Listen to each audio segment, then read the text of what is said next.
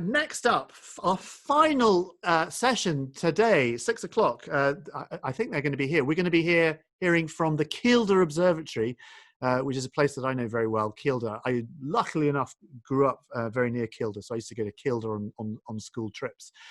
So we've got the universe at your fingertips. And the thing is, for those of you who don't know Kielder, Kielder is a wonderful part of Northumberland, but it's also become very famous in recent years for having dark skies. So if you're interested in looking up at the night sky and understanding a little bit more about the universe, then Kielder is an amazing place to go. Do we have our team from Kielder on the line? Who do we have? We do. We Hello. do have. Hey, Kielder. You look like a one. Who do we have here? I'm not sure who this is. Which one do you That's all right. We've got me, Dan. My name's Dan. I'm Dan Pye, one of the astronomers. Hi, Dan. Yeah. We've got Dan, and who else do we have? I'm Adam. I'm also one of the astronomers at the observatory as well.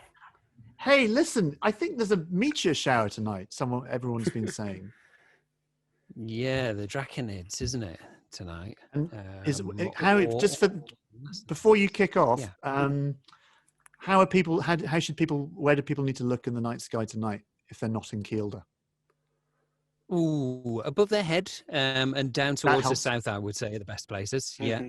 Yeah. Okay. The north is probably not the best place to look because it's radiating from the north. Draco's in the north, which is the constellation which all of these meteors radiate from. So above your head and down towards the south, I would say.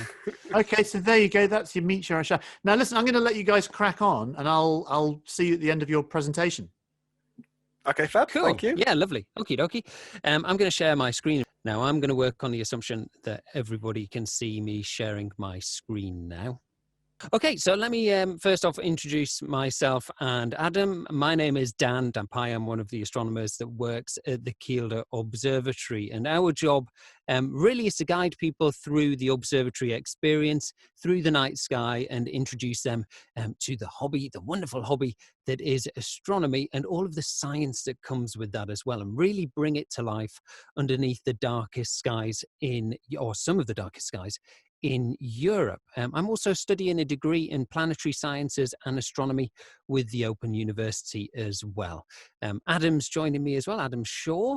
Adam, do you want to introduce yourself? Yeah, absolutely.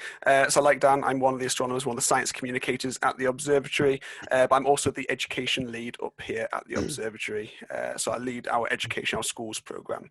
And in normal times, our program is we'd go into schools all over the Northeast with a big inflatable planetarium to teach all about space and astronomy inside the classroom and hopefully inspire the next generation of astronomers and maybe even astronauts.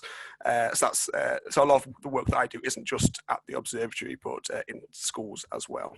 Excellent. That kind of is our goal, really. Our goal is to inspire and enthuse people, educate people in astronomy and the relevant topics that surround it as well. We do that from our building on the hillside in Kielder. Now, Kielder itself is one of the most remote, in fact, actually, it is the most remote village in England. And our observatory is 2 miles up a forest track deep into the forest of Northumberland, and that's where we're placed. And the building is a really unique, interesting looking place to work. This is the front end of it that you can see on the screen right now. You can see it's made entirely out of wood, and it's very different to a lot of other observatories. So we don't have these white hemispherical domes that you most often see with observatories. We instead have these wooden turrets, and that's where we hide our telescopes, in those 2 square turrets that are sat on top of the building. And you can see that those doors are open on that front end one there. We'll switch to a different view just so you can see it from the side and you can see the whole building as it is. This is it taken during springtime a good few years ago now, and we can see the Milky Way stretching over the top of the observatory just in the background there. And those are those 2 turrets that I was talking about. The one on the far right, that's called the Sir Patrick Moore Observatory. Now, I'm going to work on the assumption that most of you know who Sir Patrick Moore is, but if you don't, he was an incredible inspiration to many of us at the observatory, an incredible science communicator and observational astronomer, and of course, the host of the sky at night for many, many, many, many years. So we thought we'd dedicate that space to him in 2013, just after Sir Patrick Moore died. The bit just next to that there is our viewing deck. So we can stand on there and just experience the night sky. Most often what we'll do on a really nice, clear night is we'll get out these, well, when we're not practicing COVID procedures anyway, we'll get out these big seats that you can sit in, often as pairs and couples, and sit in big seats underneath this blanket of stars above your head. Now, the bit in the middle, that's called the 16-inch observatory. And we call it that because there is a 16-inch telescope inside of that. So 16-inch in diameter is the size of the telescope inside there. And it's all about the width of your telescope in astronomy. The wider you make that telescope, ultimately, the deeper, the more, the better resolution that we can see on the night sky, because we're collecting light over a bigger surface area. Just next to that is a room where you would be welcome to generally on a normal event. In that room there, we've got a wood-burning fire, which always seems a little bit strange in a building made out of wood. But nevertheless, we've got a fire contained within a box in that room just there. The rest of the building is completely off-grid, so we don't have any heating system other than that wood-burning stove. The electric we generate from our wind turbine and a bit of solar power, and we don't have any running water, which means the toilet facilities are certainly exotic, for want of a better word. I like to think of them as an experience about how black holes work. Anything goes down our toilet is going to stay there forever. It's just a pit of doom right at the very bottom of it. So that's an introduction to our building. It's been there since 2008. And when we first opened, we started as a charity, and we still continue onward as a charity. In fact, the building has won an award for its architecture. It was designed to look like a ship sailing off into the night sky. And you can kind of, I guess, see a little bit of that in it. It kind of looks like an astronomical ark, if you will, or something like that. Beautiful, beautiful structure. So back in 2008, we were a very small organization set about by purely volunteers. Volunteers were driving the organization forward, and it was to make a place accessible for people to come and visit and enjoy the night sky in some of the darkest parts of our country. And since then, we've gone from doing just a couple of events throughout the course of a year to now running events 7 nights a week. Sometimes those are multiple events per day. And our visitor numbers come in at just under 25,000 when we're not practicing COVID distancing and all and the reduced numbers that we've got at the moment. And so we've moved on quite a bit. And of course, that extends now to our educational outreach program that goes into schools across the northeast of England, often with that inflatable planetarium and the other bits and pieces that we take out workshops to do with light and all sorts of other interactive things to engage and enthuse kids on astronomy. So that's a bit about us. Now, I guess that does leave you with a bit of a question as to, well, Dan, that's all very well and nice and great, but why is your observatory sat 2 miles up that dirt track just outside of the most remote village in England? It doesn't seem like it's a great place to put an observation. It's not convenient for people to get to, but it's because we want to get as far away from all of that light pollution as possible. Now, this is London from the International Space Station, taken by Chris Hadfield, who spent some time up there a few years ago. And I love this image. Just to think what was taking place at the time is Chris was 250 miles above the surface of our planet on the International Space Station and flying around our planet or falling around our planet at 17,500 miles an hour. And that's just incredible to see that he managed to capture this image in its entirety. And the detail that's in this image is incredible. We can see the M25, the motorway around London, that line that stretches all the way around London there. And some of the alleys, you can start to make out some of the main streets in London leading to that central hub of all of that light pollution. Now, light, as it leaves London, inevitably that's going to enter our atmosphere. And our atmosphere surrounds us and heads off all the way up into space. And it's very, very good at being able to bounce light around the place or scatter light around the place. We see this every day, in fact. When we see the sunrise, the sun will go from, the night sky will go from our beautiful blanket of stars to a blue color, because light is scattering through our atmosphere and changing the sky to a blue color. Now, if we put a big source of light pollution underneath our sky and we start shining that up towards our atmosphere, the same thing's going to happen. We're going to end up with light scattering around all over the place. And it means that when you're in a place like London or a small town or village or something like that, and you look up at the sky, your sky is going to look probably a kind of yellowy orange color, maybe a little bit like this. And this image isn't too bad because we can see some stars in it. And in fact, we've got a good bit of a constellation that we can see in this image just now.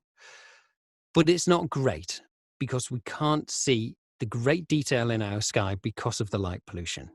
So what would happen if you came to somewhere like Kielder on a cold, dark, crisp winter's night, no moon in the sky, perfect conditions? You get your camera out and you start taking photos the same way you did this night. Everything the same patch of sky, same settings on your camera, everything. But instead you're at Kielder. I think you get something that looks a little bit more like this here. Look, you see the difference that you can see there. We can see a lot more stars for a start. With the naked eye in a dark sky park like Kielder, you can expect to see maybe about 3,500 stars with just the naked eye. We can start to see some interesting details around these stars as well. We can see that some of these stars have cloud-like structures that are surrounding them. That's something we're going to look at in just a second. And just up towards the top of this constellation, this arrangement of stars, we've got two stars which are two different colors. Towards the top left is a big orange one or red one, and that's called Betelgeuse or Betelgeuse. And the one on the other side, that one's called Bellatrix, big blue star. Two very different colors. Now, why would they be different colors? And of course, the answer to that is that these two stars are different temperatures. Straight away, from that information, just by looking at the color of these two stars, we can see that one is hotter than the other one. But which way round is it? Well, the hottest one of the two is certainly the bluer one. All to do with the energy that's being produced by this object. It's such a high temperature, it's glowing blue in the blue part of the spectrum.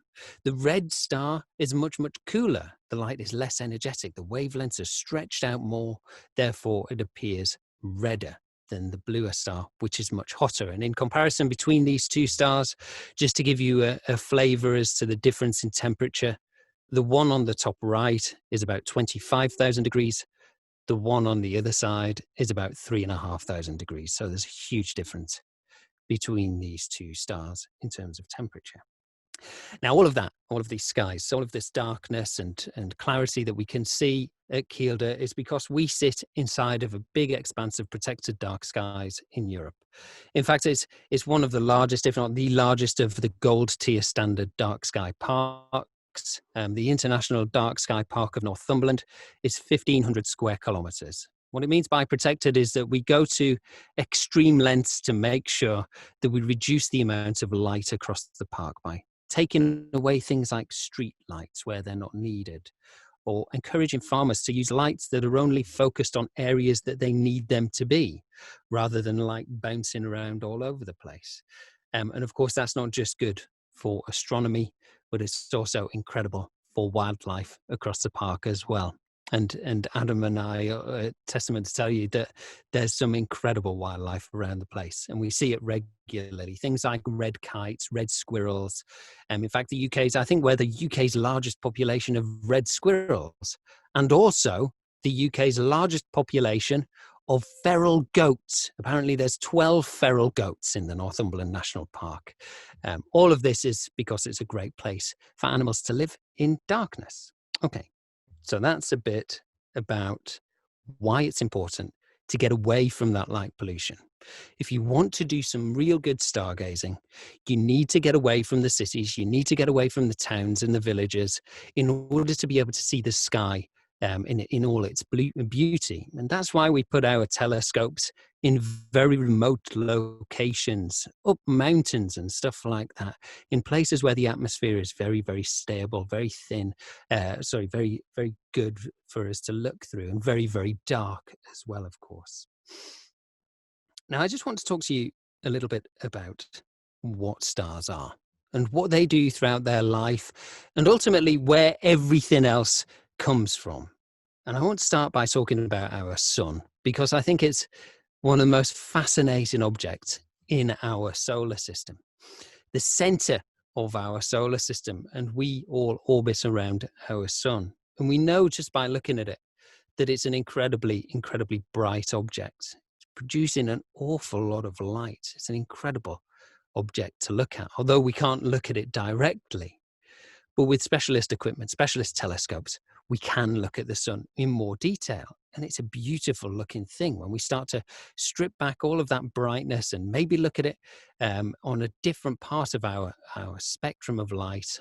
And then it might look a little bit like this. We can see it's got a lot of detail to it. Now, our sun is a star. And by that same principle, all of the stars in the night sky are suns, like our star.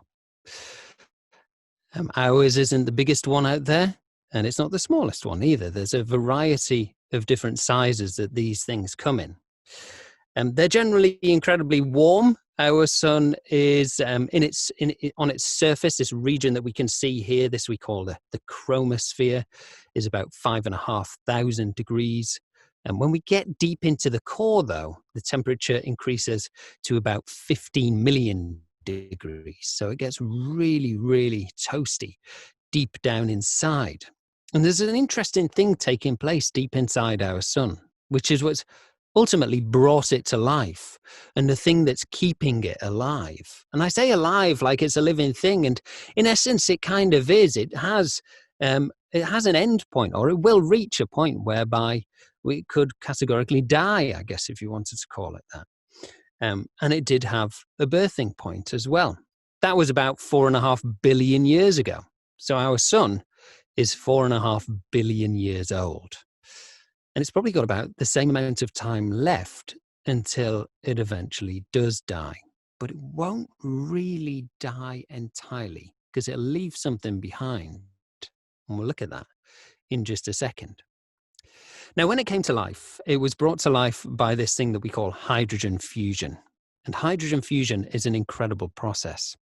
And just to look at our sun in comparison to other stars that are out there, before we move on, actually, let me just show you this slide. This slide demonstrates the sheer size of some of those stars that are beyond our own sun. Our sun, towards the top left of the screen, that little tiny dot just towards the top left of the screen there. And then underneath it, that red curve that you can see moving up, that's got a little arrow towards it called Betelgeuse. That's that red star that we saw at the very beginning there. You know, the one that we saw in that comparison image. That star is huge, 890 million miles in diameter, in fact, is that star. So if you took it out of its place where it is right now and you put it in our solar system, it would come out as far as the orbit of Jupiter. That's how big it is. When you compare it against our sun, which is only, well, less than 1 million miles in diameter, it's an absolutely huge object. But the sun is still massive compared to the Earth. If we look at that right-hand side of the screen there's our little Earth, and that little curvature that we can see in the bottom right-hand side of the screen is the curvature of our sun. Our sun is absolutely massive. You could fit the Earth across it 109 times. It's a massive object. In fact, it accounts for 99.86% of all of the mass in our solar system. 99.86% of everything. Imagine collecting all of the planets, all of the dust, all of the dirt, all of the asteroids, all of the rocks, everything in the solar system, and you put it all together with our sun. Our sun would still be 99.86% of everything within that pile. Incredible. It's a huge object, huge object. And interestingly, it's losing 4 million tons of that mass every single second as it does this thing that we call hydrogen fusion. And hydrogen fusion works by two hydrogen atoms colliding together in order to create helium, or through a series of somewhat complex reactions, creates helium. It all kickstarts, though, with those two nuclei, those two protons collecting together to create a helium atom through a series of somewhat complex reactions. Now, it doesn't like to do that, though. These things like to repel each other. If you've got two bar magnets and you stick the two south ends or the two north ends together, it doesn't want to go together. They repel each other. They'll bounce away from each other. But if we introduce enough heat and enough pressure in an environment where that's enough, these atoms will eventually potentially collide with each other. And when they collide with each other under such forces, they may stick together occasionally. And when that happens, that kickstarts that process, which eventually produces helium. So our sun is turning hydrogen into helium. But while it's doing that, and it's losing a little bit of mass, in fact, just to give you the numbers on that, it takes 600 million tons of hydrogen and converts it into 596 million tons of helium every single second. Every second. So it's lost 4 million tons of mass every second. But what does it do with that? It can't just disappear. It doesn't cease to exist. Instead, it turns it into energy. And the energy output of our sun is phenomenal. Imagine if it was a big power station for the Earth. If we switched on that power station for 1 second and gathered a little bit of energy from that 1 second of energy produced by the sun, that will be enough to power our entire planet for more than 1 million years. So every second of energy that the sun is producing is worth 1 million years worth of Earth energy. Incredible amount of energy that this thing produces. Now, its job really is to do that. It's to produce helium. It'll start with the hydrogen, and then produce helium. These things, these stars, that's their livelihood. They are producers of everything within the periodic table. And I love this periodic table because it shows us where all of these different elements come from. I remember when I was growing up myself, I took a great interest in, well, where do all of these things come from? And I never really got that full answer, but now I understand a little bit more about where all of these elements come from, where all of this stuff comes from in the universe. And it starts with that very simple process, that very simple hydrogen fusion process. And then throughout the life of a star, with some exceptions depending on what happens to that star throughout its life, they'll produce all of these elements within the periodic table, depending on the size of the star. They'll take a different route and end up producing something different further down the line. And what I like to think about often is that those heavier elements, things like gold, iridium, platinum, all of that stuff, if you got a piece of that, if you got a piece of gold at home, gold is produced by the collision of two neutron stars. Now, we think through research that 6.6 billion years ago, in our little patch within the Milky Way galaxy that we live inside of, that collision happened. Two neutron stars collided to produce those heavier elements in the periodic table. Then over a period of time, our Earth was formed and those ingredients were trapped inside our planet until somebody comes and gets it out of our planet and turns it into your watch or the ring that's on your finger or the chain that's round your neck. So really, the origin of that gold that you've got, that you're wearing, that you have right now, is from the collision of two neutron stars 6.6 billion years ago in the history of our universe. Everything that we see and interact with on a daily basis is a byproduct of the recycling of stars throughout the history of our universe. They'll start their lives, be born into the universe, do their thing, fusing their hydrogen at the beginning stages and then start to fuse heavier elements towards the end, and then eventually end their lives in either a very dramatic sense or a slightly less dramatic sense. And both of those scenarios will ultimately create ingredients which go on to create more stars. And those stars are usually born inside of these things that we call nebula. This one is the Orion Nebula.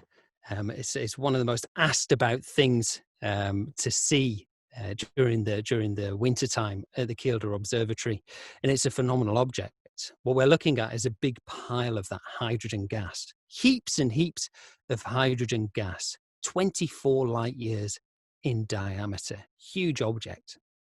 And interestingly, inside this is where it starts to get interesting and exciting, because as we start to get deeper into the Orion Nebula, what we start to see is the formation of stars taking place. We can see that stars are channeling their way out of this. Producing stars is what this is doing. It's a stellar nursery. Hydrogen fusion is starting to take place. But interestingly for me, there's more going on. This cloud has been left there because of the death of stars previously in our universe. And now we know that stars are very good at producing elements in the periodic table. As all of those elements have been spewed out into the rest of the universe, then what happens is we end up with these clouds of lots of hydrogen, but also other elements as well. And that's where these interesting things come from. This is a protoplanetary disk, as we call it, a big disk of dust that's surrounding a brand new star. So imagine now a brand new sun's just come to life and it's got all of this dust around it. Over a period of time, what happens is that dust will eventually start to collect together through electrostatic forces. The process will start to take place where these dust particles will stick together, and then gravity will start dragging bigger dust particles together and rocks together until eventually, over a period of time, you end up with these giant things that we call planets. So within the Orion Nebula, when we see that big dust cloud, that big gas cloud, we've not just got stars being born inside there, but we've also got planets being born inside there as well. And just like ours, that's how our solar system would have come to be 4.5 billion years ago in the past. We've got our incredible planets around there. We've got the rocky ones, the interesting rocky ones. Mars is one of the most exciting places throughout our solar system, I think. And in fact, somebody watching this right now might be one of the very first people to go and live on Mars, or maybe one of the very first people to go and visit Mars and do some incredible research on the surface of Mars as well. A surface which looks like this. Could you imagine setting foot on that for the first time and being able to pick up a rock yourself and look at that rock, knowing that no human being has ever touched that rock ever before that we know of anyway. And then, of course, the gas giants, the impressive gas giants in the further edges of our solar system. This one is Saturn, taken from the other side of Saturn. And what I love about this image is that the Earth is actually in this image. It's just really, really small, so small that you can't actually see it. In fact, if we zoom in a little bit further, you might just be able to see that there's a little tiny blue dot just on the ring on the yonder side of Saturn. Now, we exist in our solar system. That's like our neighborhood, if you like. But the city that we live inside of, or the island of stars that we live inside of, filled with billions of other stars, is our Milky Way galaxy. Big island of stars, which is in our universe. And there's many other galaxies that are out there. The closest one to us is the Andromeda galaxy. And this is an image of the Andromeda galaxy here. All of the stars that we see in this image, they're all in the foreground. They're all inside our Milky Way galaxy. But that fuzzy, interesting blob off in the distance over there, that big cloud of stuff, that's another galaxy filled with billions and billions and billions of other stars, 2.5 million light years away from our planet. Just think that when you look at that, that's how it looked 2.5 million years ago. And with furthering research, furthering bigger telescopes around the world, we're able to gaze deeper into these things and understand more about them than we've ever been able to understand before. And I think that's where I'm going to leave it. And I'm going to hand over to Adam because I'm just conscious of time. Fantastic. Thank you, Dan. That was very comprehensive there. Okay, so Dan's covered basically everything you need to know about anything space related. But what I'm going to be doing now is I'm going to be taking you on a tour of the night sky tonight. So to do that, I'm going to be using a piece of software called Stellarium. So it's a night sky software. And Dan, can you confirm that you can now see Stellarium? Just so I know it's working. I can. Fantastic. That means it is indeed working. Okay, and not only will you all be able to see, well, this screen, this software, but you may also notice a familiar building. So right down here, we do have Kielder Observatory. So this is a simulation of what the sky would look like from the observatory right now, right this moment. And in fact, literally as I'm speaking, towards the other part of the sky, towards the west, the sun is currently setting. But it's going to take a little while for it to get actually dark after the sun has set. So what I'm going to do is I'm going to fast forward time a little bit. I'm going to fast forward time just so that it gets a little bit darker and we can see what is going to appear. And to start off with, you will notice two planets appearing towards the south, the planets Jupiter and Saturn. So Jupiter will in fact be the very first thing that will appear to be visible to the naked eye. You'll be able to see it as an incredibly bright star just towards the south there. But what you'll notice about it is that although it looks just like a star, it won't be twinkling. So we all know that stars twinkle. I mean, there's a nursery rhyme all about stars twinkling up in the sky, but planets do not twinkle. So Jupiter will just look like a bright dot in the sky. And in this software, the Stellarium software is called, when I select on Jupiter, as you can see, it shows me lots of information all about the planet. But what I can do as well is I can zoom us in on the planet Jupiter. So as if we were at the observatory right now using one of our telescopes, we can see what Jupiter would look like close up. So this is quite similar to how it would look like through one of our telescopes. So we can look at the side, look down the side, get all this information about the planet Jupiter, but at the moment it is hundreds of millions of miles away from the Earth. But when you use a telescope, you can clearly see the planet, and you can clearly see some of the moons going around Jupiter as well. So at the moment we can see Ganymede, Io, and Callisto. Now these are three of the four largest moons around Jupiter. So the four large moons known as the Galilean moons that orbit around this planet. But Jupiter isn't alone in this part of the sky. To the left of it, you can also see the planet Saturn. Now, in my opinion, I mean, Saturn is my favorite planet to look at through a telescope because it has a giant ring around it. And again, we can zoom in on it, take a look at Saturn a bit closer up. And Saturn also has lots of moons. In fact, in total, we have found 82 moons going around the planet Saturn so far, although most of them you cannot see with a telescope, or not our telescopes at least, because they are incredibly, incredibly tiny. And Saturn is even further away than Jupiter. But right down to the bottom left, you can see a moon called Titan. This one you can easily see through the telescopes up at our observatory because this is one of the largest moons in the solar system, and it's the largest moon going around Saturn. But the most spectacular thing about Saturn, as mentioned, is the fact that it has the giant rings going around it. So the rings of Saturn are just made out of millions and millions and millions of chunks of rock and dust and ice. There's an awful lot of ice going that make up the rings of Saturn. And that's why we can see the rings so well, because the ice in the rings reflects a lot of light from the sun. Now I'll zoom back out so we can get a more full view of the sky, because this is currently what it'll look like about 7:15, so in about 45 minutes time. And now the sun has set a little bit. If I move us towards the east, you'll notice the planet Mars is also coming up as well. Mars is very exciting at the moment because it's getting closer to us. As the days are going on, Mars is getting slightly closer to us up until the 13th of October, when Mars will be at opposition, as it's called. So when it's at opposition, that means it's literally on the opposite side of the Earth from the Sun. So you can imagine, if you're looking at a bird's eye view of the solar system, the Sun, the Earth, and then Mars, they're all in a line together. And that is also the same, the closest point that Mars will be in its orbit around us. And as a result, it appears incredibly bright in the sky.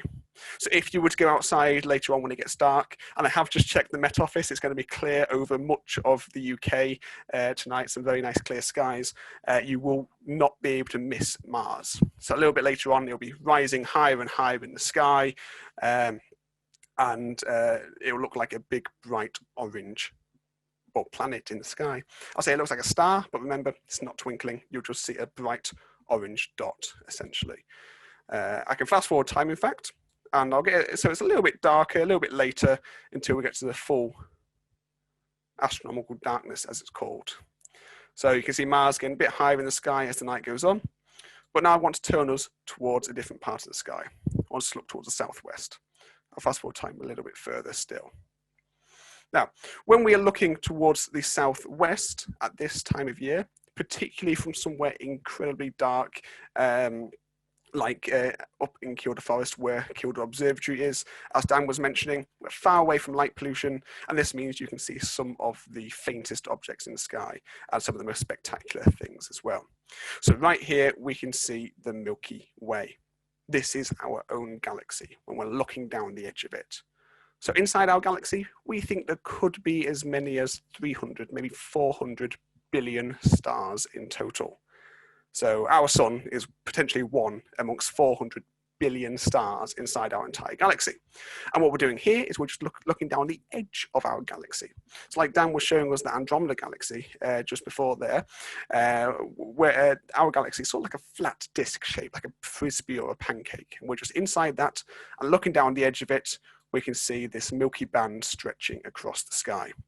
The brighter parts, that's the combined light of billions and billions of stars. Stars our eyes cannot resolve individually, but they're very much so there. And then the dark parts, this is just galactic dust. Dust in the galaxy that's blocking out light from the stars behind it. And when I'm saying there's lots of stars in the sky, I mean there are indeed lots of stars. When you are somewhere dark, like up at Kielder Observatory, you can maybe see as many as 3,000 stars with the naked eye. And when you can see that many stars, it is very, very easy to get lost. So that's why, as astronomers, we need to get creative. We need to do dot to dot between the different stars. We need to do dot to dot to create different patterns in the sky, and then use those patterns to work out exactly where we are looking. So these patterns are called constellations. So constellations. There are 88 of these constellations in the sky in total. If I zoom out, we can see the entirety of the sky in total, as it will appear at about 9:10 tonight from Kielder.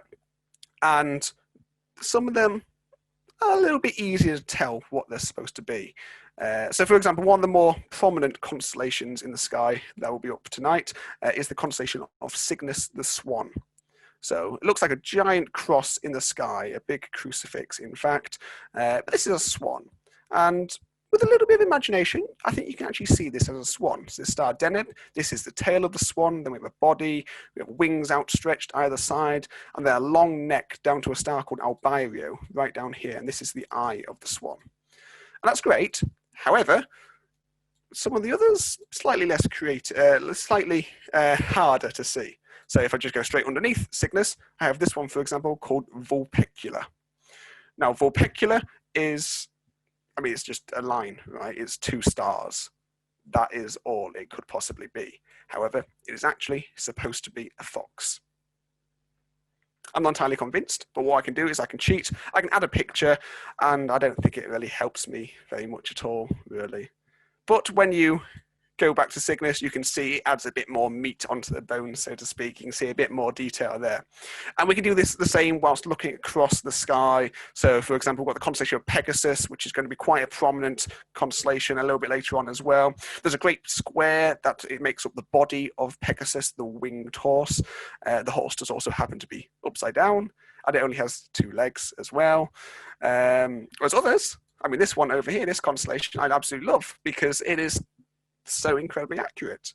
It's a constellation called Triangulum, and it's supposed to be a triangle. But as we move across the sky, as mentioned, there are 88 of these constellations in the sky in total. Well, 48 of these are passed down from the ancient Greeks. So a couple of thousand years ago, the ancient Greeks clearly got incredibly creative.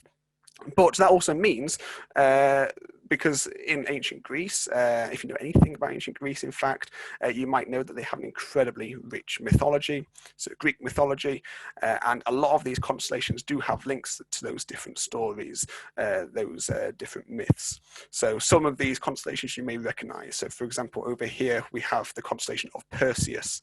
So Perseus, the hero, he slayed the Gorgon Medusa, chopped off her head, and you can see he's still holding her head right here, you know, that creature with snakes for hair. Or in this other part of the sky, we can see we've got the constellation of Hercules. So Hercules is currently wrestling some snakes in the sky in this artwork right here. And whilst there still are these stories about these different constellations that you can tell, the main thing that these constellations are used for nowadays is to map out the sky, to work out exactly whereabouts we are looking.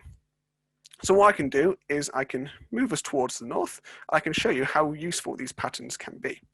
So for example, right over here, we can see this constellation known as Ursa Major, or the Great Bear. And in the back part of this bear, there's a pattern that you might be able to recognize. It's quite a famous pattern. It's known as the Plough, or the Big Dipper. It's just these 7 bright stars right here. It's very easy to spot, especially from the UK, but anywhere else in the northern hemisphere, at least, you'll be able to see the Plough, no problem. It's just these 7 bright stars that makes up the Plough, or the Big Dipper, or the saucepan, or the frying pan. It has lots of different names you can call it. These 7 bright stars you can then use to work your way around to other parts of the sky. And in fact, you can use this pattern to find one of the most important stars in the sky. So if you find these 2 stars at the end called Dubhe and Merak, so Dubhe, Merak, you can then track across up from those 2 to point to a star right here called Polaris. And when I click on Polaris, you can see there's an awful lot of information all about this. So it's actually a double star, so it's 2 stars orbiting around each other. It's a pulsating variable star, so it's actually changing brightness ever so slightly. And it also has lots of other names and different numbers and designations. But Polaris, most commonly, is also known as the North Star. Because if you go straight down from the ground, from that star shows you exactly where north is. So that means that you no longer need a compass or Google Maps. All you need is to be able to work your way around the sky. And this is what people used to do hundreds of years ago, thousands of years ago, be able to navigate the sky by finding the North Star and then finding north, and then be able to work out exactly where they're going back down here on the ground. But the thing is, you might be thinking that when you're looking up at the sky, if you were to spend all night, for example, outside looking at the sky, surely the stars are moving. You know, like the sun rises in the east and sets in the west, well, the stars are moving as well. And that is all down to the fact that, well, we're the ones moving, really. It's the Earth that is spinning. So the Earth spins around once every 24 hours. That's why we have days, and that's why the sun appears to move, and that's why the stars appear to move as well. So how on earth can this Polaris, this North Star, always stay above north if it's moving? Well, what I'm going to do is I'm going to fast forward time a little bit more. I'll try not to do it too fast so it doesn't lag out a bit too much on the stream. But as I fast forward time, you should notice how all these constellations, all these stars are now appearing to be spinning around the star of Polaris, the North Star. Whilst the North Star is appearing to be staying in that exact same place. So this is purely coincidental. However, it is a very useful coincidence because that North Star happens to be pretty much exactly where the Earth's North Pole is pointing. So as we are in the UK or anywhere else on the world, but in this case as at the observatory, we're here in the United Kingdom in north of England, the Earth is spinning around, and we're spinning around our axis, the axis that goes straight through the South Pole and straight through the North Pole. The Earth's North Pole then just happens to be pointing exactly at that star. So whilst the Earth is spinning, we look up and the sky appears to be spinning around that star. If you were stood on the North Pole, that star will be directly overhead. It will be directly above you. But anyway, so that's an incredibly important star, very useful to be able to know where it is, very useful for you to then be able to work out your way around other parts of the sky. But not only can these constellations help us find, other stars in the sky, but it can help us find objects that are hidden behind the stars as well. So, for example, Dan was showing you that Andromeda galaxy up in the sky, or that photo of the Andromeda galaxy towards the end there. Well, what we can do is we can try and find the Andromeda galaxy using the constellations. So we have this North Star, we have this plough over here. On the opposite side of the North Star from the plough is a constellation called Cassiopeia. Now, in my opinion, Cassiopeia is actually one of the easiest constellations to see in the sky. Forget rid of the artwork there, it is just a W shape. So you're just looking for this W right there. And if you find the pointier part of this W, this is then going to be pointing you down to a constellation called Andromeda. And in particular, it's going to point you towards a bright star called Merak in the constellation of Andromeda. Now, of course, we are looking for the Andromeda galaxy. So the fact that we found the constellation of Andromeda, that's a pretty good start, at least. And this Andromeda galaxy that Dan showed you, it's our next door neighbour. It's the nearest, it's the closest major galaxy to us. And as a result, it's really big and it's really bright. I say it's really bright, that is sort of relative, because this galaxy is also 2.5 million light years away. Or if you want that in miles, that's about 15 quintillion miles, which is a massive distance. But when you are under really dark skies like we have at the Kielder Observatory, you can see that galaxy with the naked eye. And what you want to do, as I mentioned, you find that Cassiopeia, that W, you find the arrow pointing at that star called Merak, you then just hop back up once and then twice. And then right next to that second star above Merak, you will see a little smudge, and we can see a little smudge right there. But if I zoom in a little bit more, if you use a pair of binoculars or you use a telescope to take a look at this Andromeda galaxy, you can see a whole lot more. So this is an entirely different galaxy. We think there could be as many as 1 trillion stars. That's a million stars inside this galaxy. And the entire thing is about as wide as 6 full moons end to end in the sky. So it is huge. So when it comes to us looking at it up at the observatory, we normally don't even use a very big telescope to look at it. We prefer to use smaller telescopes or even just a pair of big binoculars, because it provides you a better view of this entire galaxy, because you can fit the entire thing in the field of view with a smaller telescope. And what you may notice as well is there's another smudge just up here. So this is actually another galaxy. In fact, there's 2 smaller galaxies that go around the Andromeda galaxy. So the Andromeda galaxy is here. We have one called M32 right here and another one called M110. And these are 2 smaller satellite galaxies, as they're called, that are sort of in orbit. They're gravitationally bound to the Andromeda galaxy, essentially going around it, if you like. It's like planets can go around stars. Well, stars can also go around other stars. Well, in this case, galaxies can go around other galaxies, because space is just that insane. Now, I'll zoom back out again. And whilst the sky is nice and dark at the observatory at the moment, what I can do is I can fast forward time a little bit more. And as time does go on, in fact, because I've now ended up a day forward, but if I fast forward time a bit more, eventually over towards the east, we will have the moon rising up in the sky. So this the moon will be rising much earlier on, or a bit earlier on tonight than it is being shown here. But the moon is currently a sort of half moon phase, or around about. And we do have a bit of a love-hate relationship with the moon in the sky, to be honest. Because as Dan was talking about a lot, our observatory is in the middle of nowhere. It's 2 miles up a dirt track outside the remotest village in England.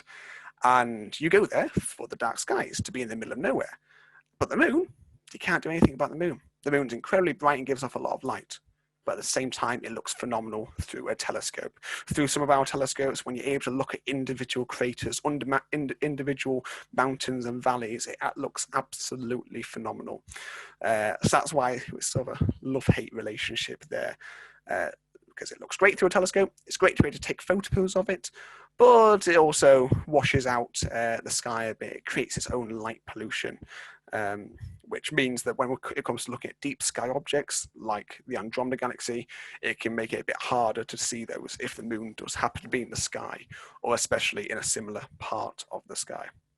But a great thing about the moon as well is that because it is so incredibly bright, you don't need high-tech equipment to be able to get good photos of it, or even close-up views of it. So the moon always looks great through even just a pair of binoculars, as I was saying, the Andromeda galaxy even does. But when we're up at our observatory and we want to take a photo of it, what we can literally do is we can just get a smartphone, we can just hold the phone to the eyepiece of the telescope, and then we can take a photo of the moon doing exactly that, just down the telescope. But okay, so I'm going to zoom back out now and just give us one last look at the sky. But I'm going to finish up here. So as mentioned, the software that I've been using here is a piece of software called Stellarium. So STELLARIUM. It's completely free to download for your computer, and as you can see, there's so much that you can do with this software. There we go. I need that software immediately. I don't have that software. That's amazing. What did we do before we had star apps? Normally use paper charts, but I'm going to be honest, I'm a bit of a millennial astronomer myself. So me too. Yeah, so, I don't remember any time before apps. So yeah, so I mean, I've learned the sky, because when you get those sort of apps on your phone as well, what you can do is you just hold it up to the sky, and it will show you exactly what is in that part of the sky. So you see a bright star in the sky, for example, hold your phone to it, it will tell you, hey, that's actually the planet Jupiter. Is there a bit of does astronomers get a bit snobby sometimes about star apps? So they're a bit like, well, actually, you shouldn't actually need one of those. You should just know where they all are. Or are they forgiven? I mean, myself and my colleagues, we use them all the time anyway. In my opinion, just people being interested in wanting to know what's up in the sky, that is good enough for me. It doesn't matter whether or not you know it off by heart, or if you need to refer to an app. The fact that people are looking at the sky is the main thing. But they are just. It's probably worth. Sorry, I was just about to say it's probably worth mentioning that a lot of astronomy is generally done quite blind. So often, what you'll find is professional astronomers working in observatories around the world probably won't be able to point out the most basic of constellations. It's only from a stargazing perspective that we really know the sky. Yeah. No, it's such a fantastic hobby for people to do. Are you both based up in Kielder? Is that where you're sort of living day to day, or where are you at the moment? Not quite. We do work up Kielder most nights, 5 nights a week or near enough. Yeah. But we live a little bit closer to actual civilization than Kielder. It's quite there. It's amazing up there. I used to go there on school trips a lot when I was a kid. So listen, both of you, thank you so much. It's been absolutely lovely listening to you both with your fantastic tours of the solar system and of the universe wider. It's been really, really great. And I know there's been lots of, I'm not quite sure who's still tuned in. We've been going all day today. So you've rounded off this fantastic space festival with aplomb, and it's been lovely hearing your melodic voices taking us through. It's been it's been terrific. So I'm going to say thank you very much indeed for your time. Enjoy, if you're stargazing tonight, if you're looking at meteors tonight, enjoy that. I don't know if it's cloudy up where you are, but it's been a great pleasure. So thank you both, Adam and Dan. Terrific. Thank you. You're welcome. No problem. Thank you very much.